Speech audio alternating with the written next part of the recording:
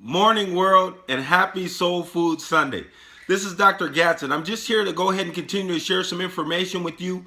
We've been talking about goal setting. I've given you my ABRA process on YouTube. And what this process is it's a 4-step process that you can apply to all areas of your life to actually help you reach and obtain those goals and those desires that you've always hold close to your heart. I've laid it out. It's a way for you to act. It's a way for you to get all of those things that you wanted.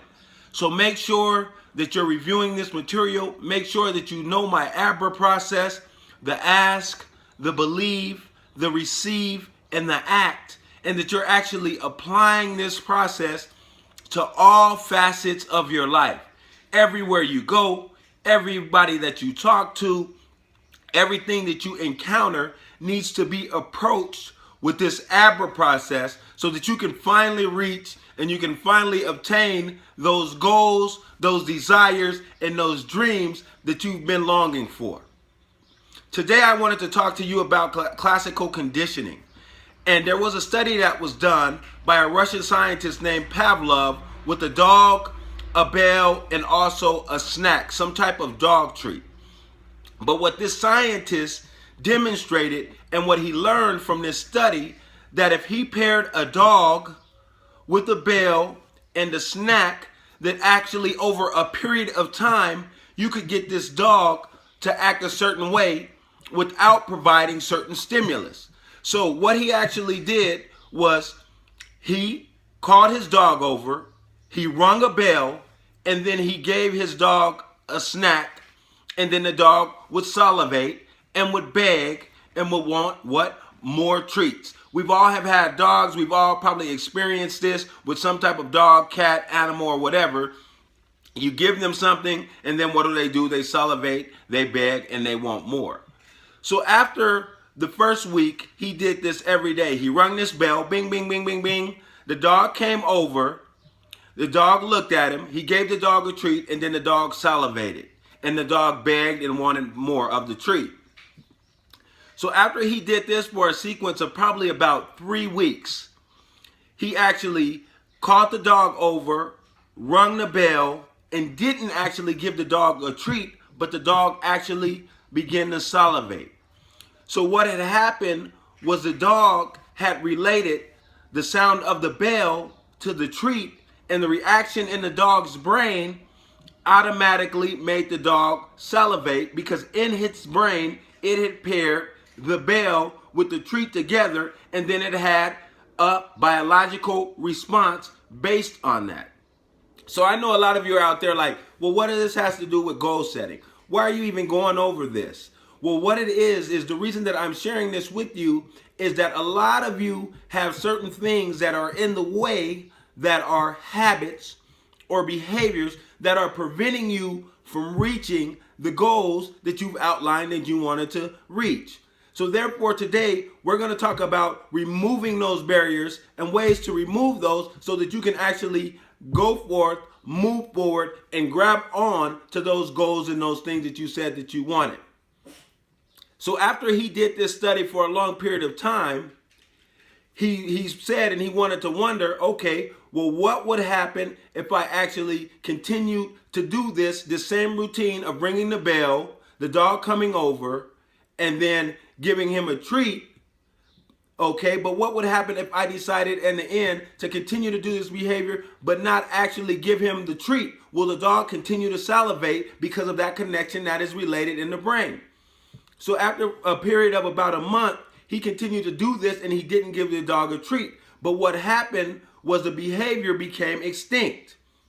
The dog actually stopped salivating when he called the dog over and he rang the bell and he didn't give the dog a treat. But as soon as he went back to the same old behavior of ringing the bell, calling the dog over, giving the dog a treat, the dog automatically started to salivate again. So what I'm telling you guys is a lot of you are struggling again with these addictions, with these behaviors, and with these negative things.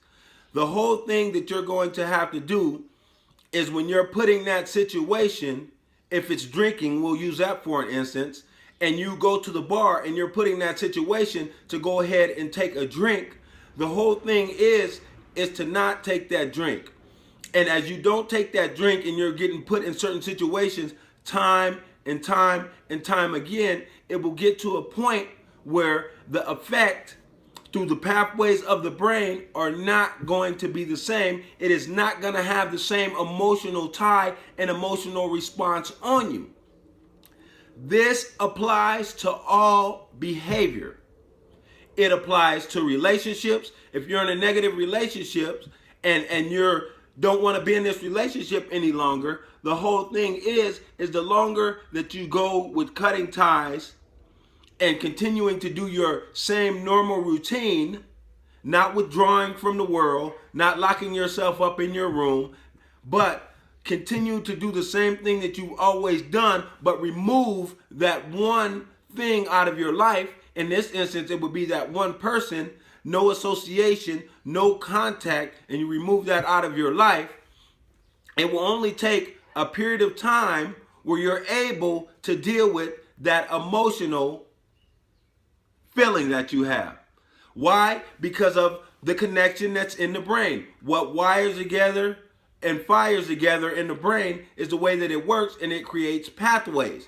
And those pathways are strengthened as you continue to do certain behaviors over and over and over again. But the whole thing is, the great thing about what I'm telling you about certain negative behaviors or addictions is once you start to let the brain heal and you start to let those pathways be less frequently traveled by the two variables that you are relating together, then it is much easier for you to continue with the things that you normally would be doing and not be affected by that emotional response. Because it is the emotional response and the ties that keep people continuing to do certain things that they know that they should give up.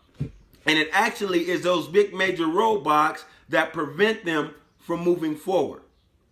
We all have these things in our lives. We all have these struggles and these sort of things that we need to make extinct. We need to move them from the active role of doing to the role of extinction in order for us to move forward and reach our goals. So I'm hoping that today on this Soul Food Sunday, this instills a little bit more hope in you. It gives you more information on how the brain works and how you actually can move those things out of your life that are creating problems and are stopping you from actually getting what you want in this goal setting process that you've identified with me. I hope that everything is going well out there in your life. Again, make sure in all situations that you're using my ABRA process, the ask, the believe, the receive, the act. Make sure you're tuning in to me on Facebook. You're following me on Instagram, on Twitter, and on YouTube. Make sure that you're doing these things. I cannot express to you how important it is. It is a game changer. It is life changing. This is your moment. It is your time. It does not matter what you are facing. It does not matter who you're up against. It does not matter what you're up against. It does not matter who told you that you couldn't be who you know you can be. So today, make sure that you're taking care of yourself so that you can take care of others.